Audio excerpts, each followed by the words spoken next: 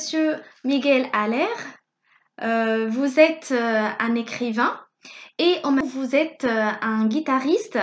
Oui, Vous avez écrit votre premier livre qui est Le guitariste nomade, sur quoi on va travailler aujourd'hui. Ça, c'est votre tout premier livre autobiographique publié en 2005, où vous retracez votre chemin de vie depuis votre enfance jusqu'à l'âge de 50 ans. Voilà, oui, c'est à peu près ça, oui. oui. Et vous avez aussi publié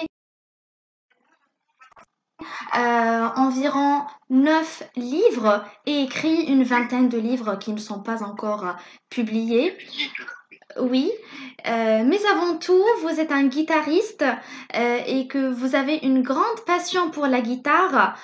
Est-ce que vous pouvez nous raconter d'où est-ce que naît cet amour pour la guitare et par la suite nous faire entendre un morceau, un joli morceau de votre choix? D'accord, ben, je lis, ça sera à vous de le dire. Mais bon, moi, j'ai appris la guitare quand j'étais enfant, pratiquement, parce que mon grand-père, Sylvanos, j'en parle dans le livre, Mhm. il habitait dans un campement quand lui s'était fabriqué une vraie maison, parce que ma grand-mère tenait à être quand même un petit peu à l'aise. Mais et alors il y avait souvent des fêtes. Et bon, il m'a mis une guitare entre les mains. Et puis comme il y avait beaucoup de gens qui jouaient de la guitare, c'était souvent des réfugiés espagnols. Je me souviens, il y en avait un, il s'appelait Fernando, et il me disait, t'as le feu et du soleil dans la tête quand tu joues. Alors bon, et quand je suis arrivé on va dire, à mon âge adulte, bien, mon grand-père m'a conseillé d'aller jouer dans les bars pour tester un petit peu on va dire, ma façon de jouer. Et puis j'ai gagné pas beaucoup d'argent, mais j'ai gagné de quoi vivre. Donc je me suis dit, comme je venais de me faire renvoyer de l'usine, parce que j'étais inapte dans la mécanique, et ben, je me suis dit, je vais continuer dans le métier, puis ça s'est jamais arrêté, voilà.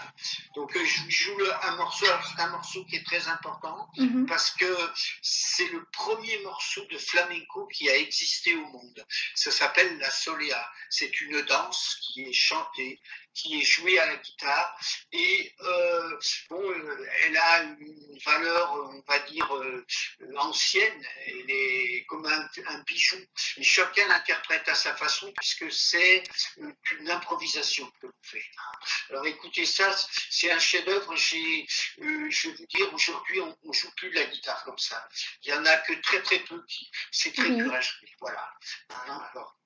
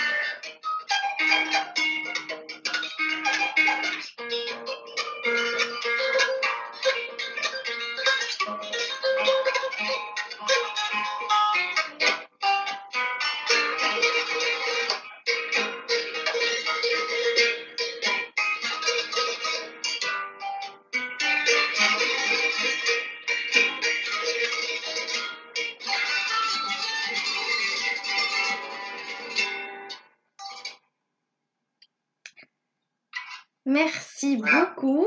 Merci bien pour ce joli morceau. Alors, vous avez dit que ce morceau, c'est le premier morceau flamenco. Euh, Qui a existé, oui, on oui. peut dire ça. Et aussi, vous privilégiez, vous, d'après votre goût personnel, vous privilégiez plutôt la guitare classique sans intervention de la techno ni de la guitare électronique. Et on voit que cette simplicité de votre choix de la musique trouve écho ou bien fait écho dans votre livre, votre premier livre.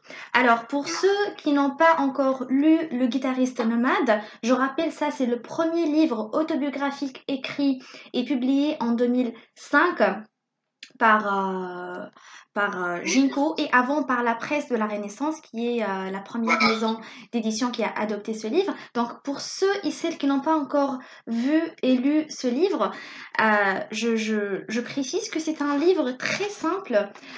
Il est de 300 pages et il est divisé à l'intérieur en chapitres.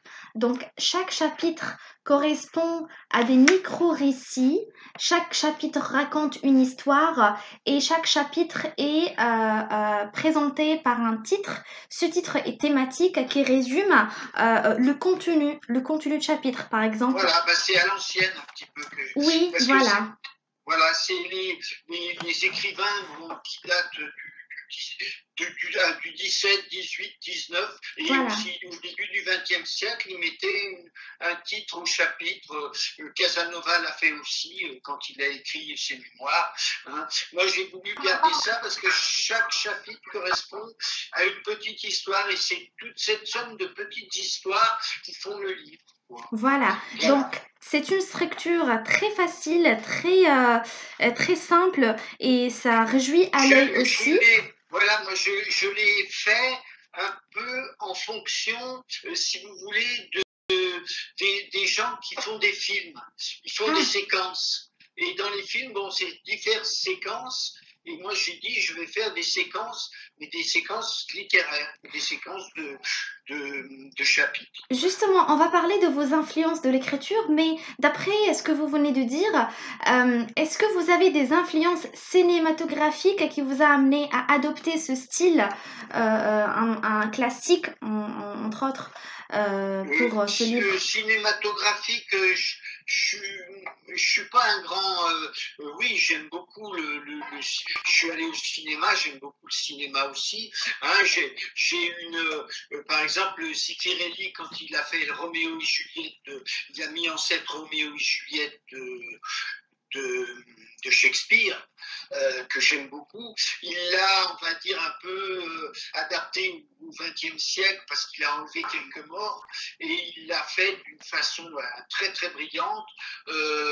Et j'ai été subjugué par ce film. Voilà. Mais il faut dire que j'avais 18 ans à l'époque et quand j'ai vu ce film, et comme j'avais 18 ans, j'étais très amoureux, donc j'avais beaucoup plus de Roméo et Juliette étant une histoire tragique, Oui. d'amour incroyable, bon, bah, j'étais beaucoup plus influencé parce que ça correspondait à mon époque. Je ne sais pas si aujourd'hui je, je, je, le, je le prendrais pareil. Hein.